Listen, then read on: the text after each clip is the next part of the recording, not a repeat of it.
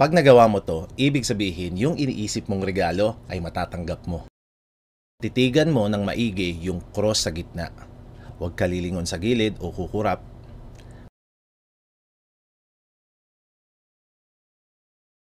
Magiging green yung umiikot na pink na bilog, di ba? At dahan-dahan nababawasan yung mga pink na bilog.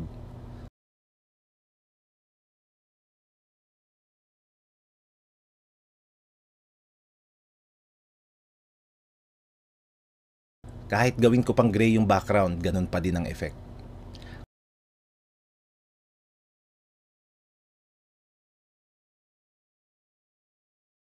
Kung tama ang pag-focus mo sa cross sa gitna, dapat yung umiikot na green na bilog na lang ang nakikita mo. At wala na yung pink na bilog.